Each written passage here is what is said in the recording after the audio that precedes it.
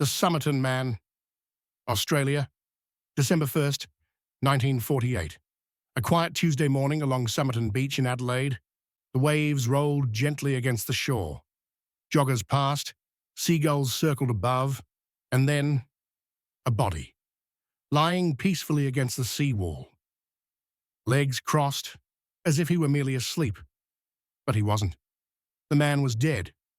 No identification, no wallet, no visible signs of trauma. Just an unreadable expression, and one of the greatest unsolved mysteries in modern history. Who was he? How did he die? And why? Was his final message torn from a centuries-old book of Persian poetry? At 6:30 a.m., a couple walking their dogs saw him. He was well-dressed, a suit, pressed pants, polished shoes. Everything looked normal, except for one strange detail. All the tags had been removed from his clothing. No name, no labels, not even the manufacturer's mark on his tie. Inside his pockets, an unused train ticket to Henley Beach, a bus ticket to Glenelg, a half-empty pack of juicy fruit gum, a comb, cigarettes in a different brand's pack, and an aluminum comb of American origin. Rare in Australia at the time. No wallet, no ID, no passport. Police were baffled. The body was taken in for examination. Age, estimated late 40s. Build, athletic. Hands, smooth, no calluses, not a labourer. Feet, clean with high arches, perhaps a dancer or someone who wore boots regularly. Inside his stomach, a last meal of pasty and vegetables. No signs of violence, no poison detectable. Yet, his organs were congested. His spleen, 3 times normal size. His liver, damaged. The coroner's conclusion: death is not natural.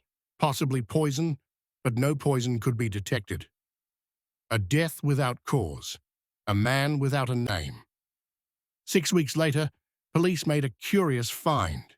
At the Adelaide railway station, a brown suitcase had been left in the cloakroom on November 30th, the day before the body was found. It was unclaimed.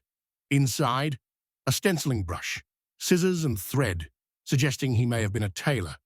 Undergarments, a laundry bag, with the name T. Keane, but again, tags removed. The suitcase offered no definitive identity, and the name T. Keane, a dead end. Nothing added up. Then, a stranger clue emerged. Hidden in a small pocket of the man's trousers, rolled so tightly it had to be teased out with tweezers, was a tiny scrap of paper. It read only 2 words, Tamám Shud. Persian. It means, it is finished. Detectives traced the phrase to a book, The Rubaiyat, by Omar Khayyam, a collection of philosophical poems often associated with fate and finality. A call was made to the public. Had anyone lost such a book? And then, the breakthrough. A local man reported that 2 weeks earlier he'd found a copy of The Rubaiyat in the back seat of his car, left unlocked near Somerton Beach. Inside that book, a code scrawled in faint ink. A phone number belonging to a woman who lived just blocks from where the man was found. Her name?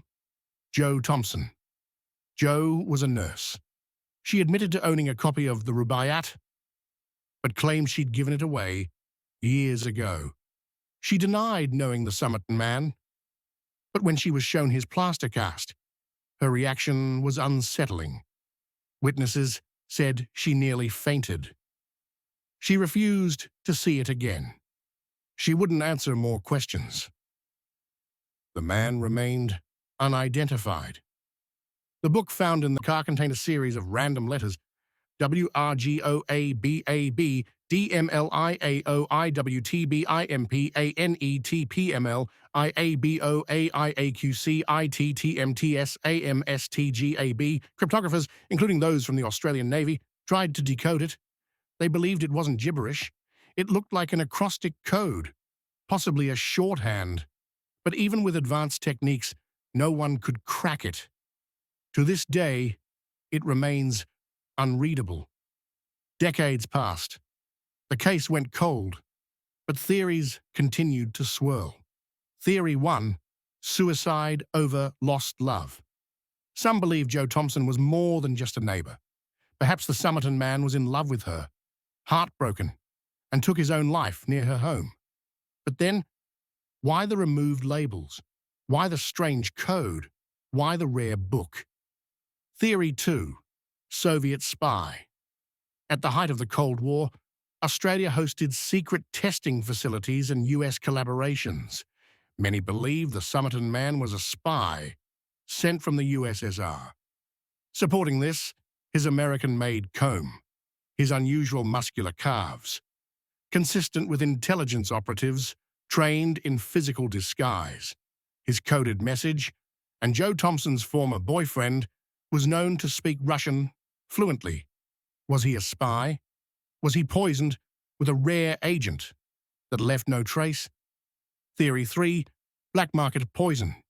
Rare poisons, such as digitalis or strephanthine, could cause the symptoms seen at autopsy and leave no chemical trail.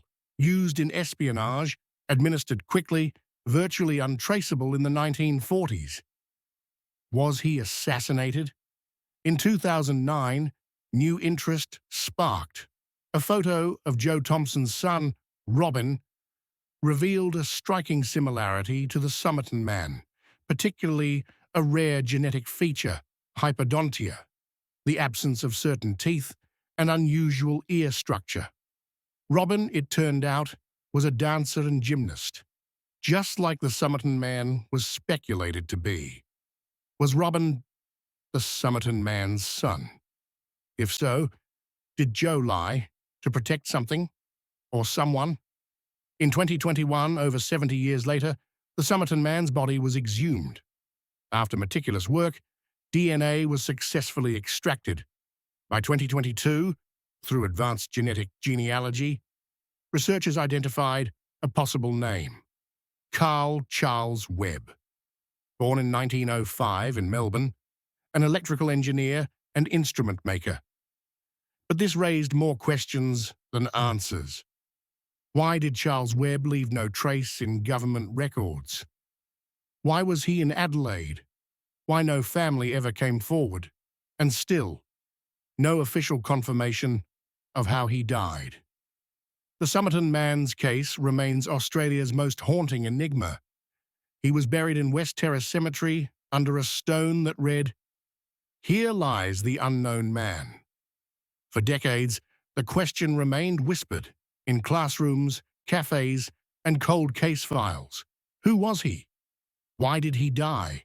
And what secrets did he carry into the sand?